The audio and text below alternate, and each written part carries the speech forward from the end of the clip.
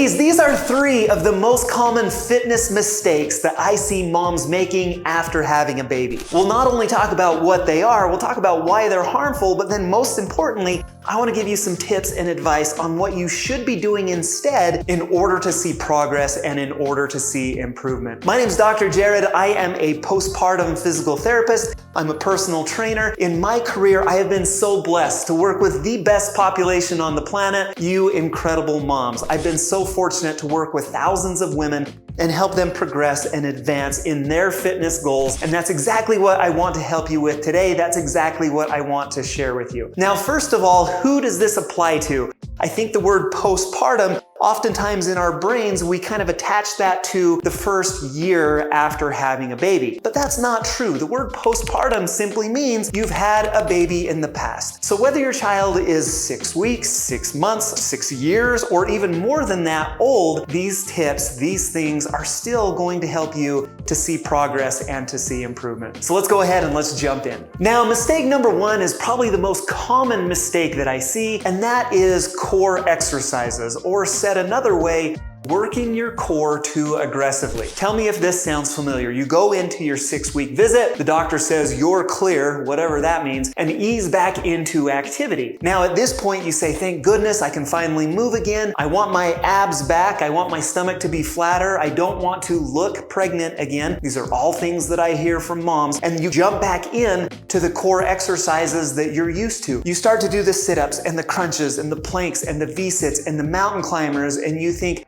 I am going to work my core, I'm going to flatten my stomach, I'm going to get my ab definition back. Am I right? How many of you have ever felt that way? Unfortunately, we missed a very vital step. And unfortunately, the point that I wish that most moms realized is that core rehab after a pregnancy has to look so much different than your core exercises did before pregnancy. Now, when we talk about pregnancy and when we talk about delivery, we use words like stretch and tear and pull and rupture. And if you've ever had a child, well, you've all had a child who are watching this, you know that it is a very traumatic experience. At its very essence, it is an injury. Doesn't it make sense that we need to spend some time rehabilitating from that injury before we jump right back in to aggressive exercises? The analogy that I like to draw is, imagine if you walked in to see me as your physical therapist on day 1 after having a knee surgery. You take 6 weeks off, you walk in for your first PT visit, and I say, okay, you ran in the past, let's jump on this treadmill and sprint on day 1. It doesn't make sense. Yet so many women do that in the postpartum period. So they have that baby, they wait the 6 weeks, the doctor says, okay, let's get back into it, and they start to do those more aggressive exercises, those more aggressive activities. What we need to do is stop doing the core exercises and instead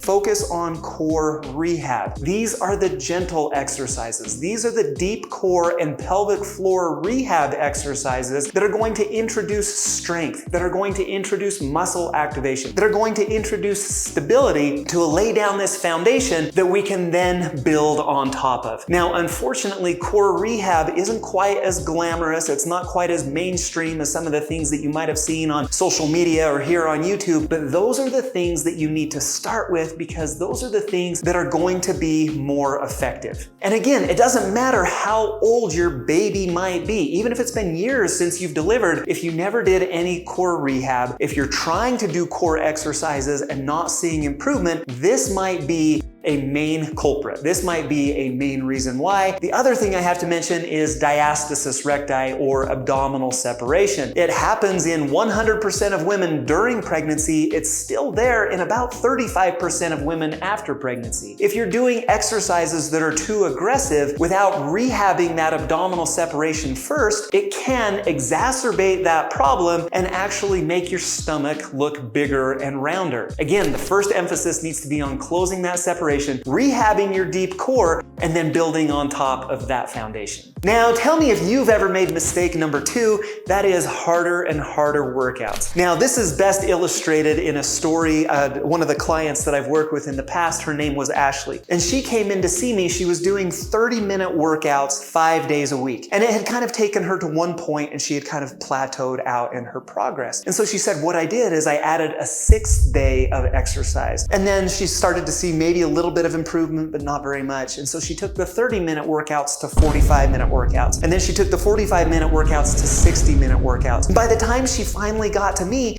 they were like 70-minute workouts, 6 days a week. She was tired, she was run down, she had kids at home. She's like, I can't work any more into my schedule. And I'm frustrated because I'm not seeing progress and I'm not seeing improvement. And so we started to talk about, okay, well, what exactly are your goals? And she said, well, I want to lose weight. And I said, well, okay, what specific weight do you want to lose? Do you want to lose muscle? She's like, well, no, I want to lose fat. And I told her a sentence, and I'll never forget the look on her face. I said, Ashley, you are working out too hard to burn fat. And she could not wrap her head around that. Now, when we talk about workouts, we have to talk about workout intensity. And when we talk about intensity, we have to talk about your heart rate during that workout. And if all you do is harder and more aggressive and longer workouts, what happens is your heart rate gets up into a pretty high level pretty quick, and then we try to keep it up there. We think the more sweaty I get, the harder I exercise, the more improvement I'm going to make, the more fat I'm going to burn. Now, it's true that you burn quite a few calories at those higher intensity exercises, but what kind of calories are you trying to burn? We have research that states that the harder we exercise, our body actually pulls energy from carbohydrates that we've recently eaten, and it burns those carbs. So think about like the last meal that you had, that's where you're getting that energy for those higher intensity exercises. If your primary goal is to lose body fat, we actually need to decrease intensity down into a lower fat burn zone of our intensity, of our heart rate, in order to pull stored body fat as the primary energy source. Now, said another way, if we keep our heart rate below a certain threshold while we exercise, your body is going to preferentially burn fat as a fuel source instead of recently ingested carbohydrates. And so again, instead of harder, longer, faster workouts, you might want to decrease your exercise intensity. You might want to take things down into what we'd call a LIS heart rate range, or a low intensity, steady state heart rate range, and include that into more of your workouts. So with Ashley, I told her, look, do not give up these higher intensity workouts. It's great for cardio, it's great for mood. There's so much great about it. But what I want you to do is replace a couple of days a week with a lower intensity activity. It gives your body a chance to rest. It's usually a little bit more relaxing, and it's a great way to burn fat. At first, she couldn't believe me. She said, like, whatever, Jared, I'm not going to work out less to burn more fat. I said, give me 2 weeks on this. And she came back in 2 weeks later and she could not believe it. She said, you know what? I'm actually down 4 pounds and my pants are fitting a lot looser. So not only was she down 4 pounds, but she was also down 4 pounds of fat that was otherwise kind of filling up her waistline. She was ecstatic. We continued to work together and she continued to make that progress towards her goals. And so again, mistake number 2, you might be exercising too hard. If that's the case, you might try to include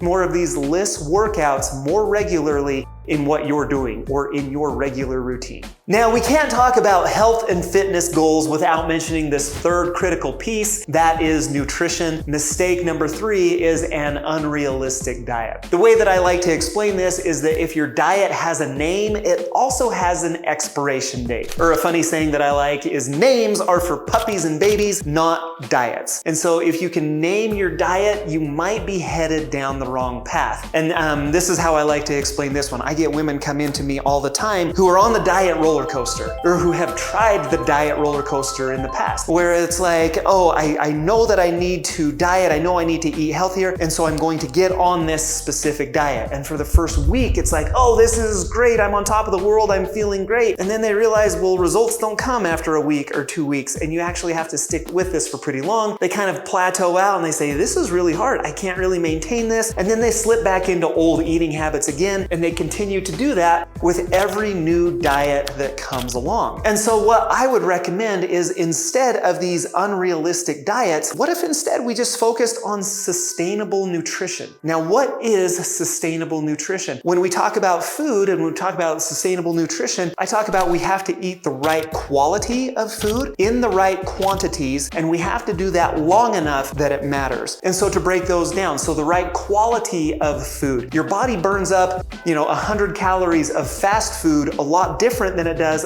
100 calories of chicken breast and broccoli. And so we need to be aware of what is going into our mouths. And of course, there's this continuum of good, better, best. We don't need to make this extreme jump because again, that gets back to unsustainable. If your diet is not sustainable, it's something that you hate doing, you're not gonna stick with it long enough to make those improvements. So when we talk about quality of food, make sure you're making selections and food choices that you can sustain for the long term. When we talk about quantity of food, you must be in a calorie deficit in order to lose weight. Like there is no way around that. And so a lot of times what people do is they'll take it to an extreme. They're used to eating 2,500 calories a day and they'll take it all the way down to like 1,200 calories. Obviously that again is not sustainable long enough for you to stick with and see results. And so what I recommend is that we need to find where your maintenance calories are. And if that happens to be in the 2,200 calorie range, let's only decrease to like 1,900 calories so that you're not starving all the time. You have energy throughout the day, but you can still see improvement and you can still stick with it long enough to see that improvement. Those are the types of things that you need to be aware of. And that's what I mean when I say that this third swap, sustainable nutrition,